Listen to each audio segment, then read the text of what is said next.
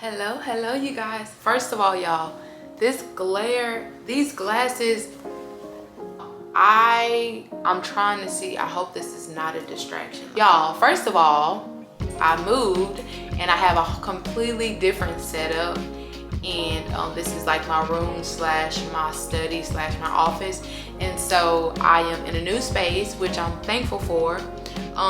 And yes, I know it's been a hot minute, but I'm super excited to get back into my topic videos. I want to do something a little bit different. I want to talk about a specific topic, and then I'll add like verses to help support my the word that I'm speaking and the topic that I'm speaking about, just to give you a little bit more like depth to like what I'm talking about.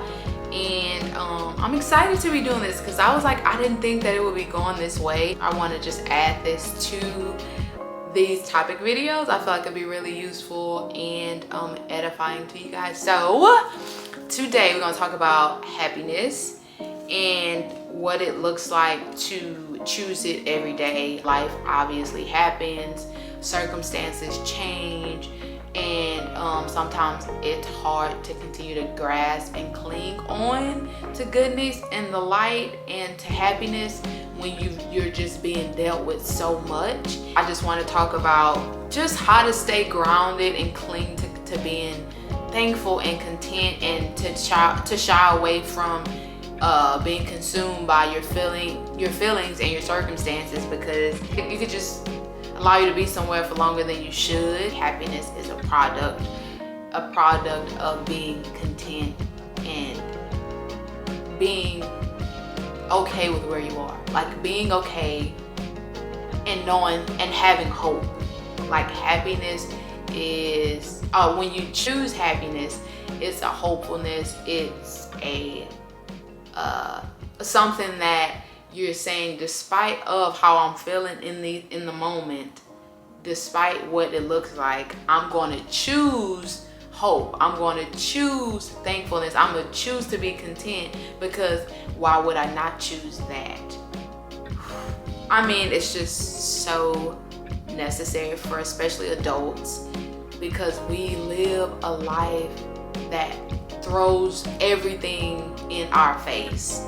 Like throwing grief, you're throwing heartbreak, you're throwing change, so many different changes, you know, motherhood, being a like what? Let me read y'all this verse just to get us started with the verse. It says, and so it says in Philippians chapter 4 verse 11, it says, I am not saying this because I am in need, for I have learned to be content whatever the circumstances. And this is the NIV version, and this says, I know what it is. I know what it is to be in need, and I know what it is to have plenty. I have learned the secret of being content in any and every situation, whether well-fed or hungry, whether living in plenty or in want. I can do all this through Him who gives me strength. Being content is just like a heightened level of being thankful for everything that you have, and not feeling like you lack anything, because in all honesty, we don't lack anything. We have the things that we need. When you have your basic needs, it's like, how could you? Now I can see if you don't have your basic needs, like food, water, shelter, all the things, like I can see how you could be like, oh my gosh, like what am I going to do? And even in those situations, it's you still have to dig deep and say, hey, I'm content because I know that the Lord will provide in those moments as well. But sometimes we have all these things and we still don't think it's enough, because we want what we see, and everybody don't experience the same life. We don't experience the life that we see all the time. And that's okay, because if we're not living the life, it's not meant for us, whatever reason that is. This is Proverbs 3 verse 5. It says, trust in the Lord with all your heart and lean not on your own understanding. In all your ways submit to him, and he will make your path straight. So it's saying, so this verse is just saying, just trust God in everything that you do. You know, like, trust that you don't have this because you may not be able to handle it, or you may not, it just may not be for you. And even if, like I said, I'm trying to help you understand why, but sometimes we don't need to understand why. That's the problem too. We want to know why, and it's like, don't try to understand it. Know that he'll see you through it. It says, in all your ways submit to him, and he will make your path straight.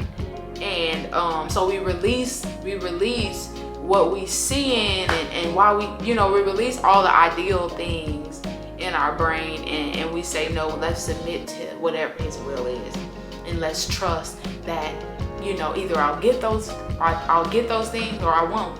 You have to be humble. You have to be humble enough to say, everything that I have is good. So it says, and we know that in all things God works for the good of those who love him and who have been called according to his purpose. When things don't feel good, it's still good, because it's still working out exactly how it's supposed to be working out. It's working out just for that reason. It's about still seeing the good when it don't feel good.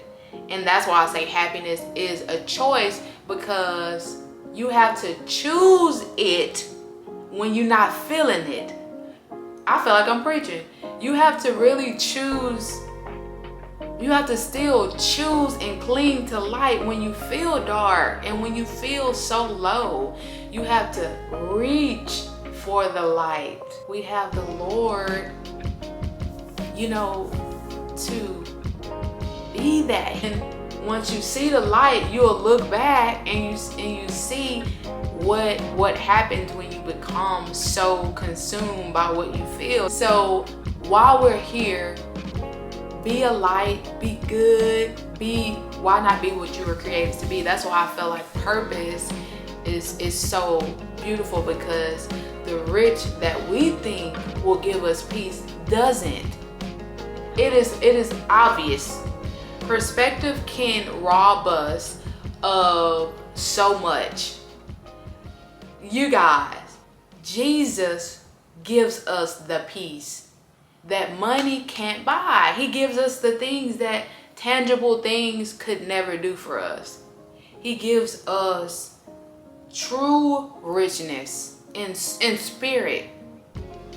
True richness in spirit. When you change your perspective and see the good in everything, you have no other choice but to be resilient and to move forward. I think that we're just all called to be this light, so that we can understand the true power of God and the beauty of his will for us and his purpose. I just want to read this to y'all, but this is Ephesians 3. Verse 16, it says, I pray that out of his glorious riches he may strengthen you with power through his spirit in your inner being. Verse 17 says, so that Christ may dwell in your hearts through faith, and I pray that you, being rooted and established in love, may have power together with all the Lord's holy people to grasp how wide and long and high and deep is the love of Christ, and to know this love that surpasses knowledge, that you may be filled to the measure of all the fullness of God. And for me, this verse says that when you're rooted and established in love, peace, content, thankfulness, when you're rooted and grounded in love, you get to start experiencing the fullness of God. And with experiencing the fullness of God, that means you get his joy, you get his peace, and you get the real things You get the things that people are really searching for, which is just the fruits of the Spirit. Being content forces you to see the goodness in your life on a constant daily basis, and it helps you to choose joy even when you like, oh my gosh, like what, you know.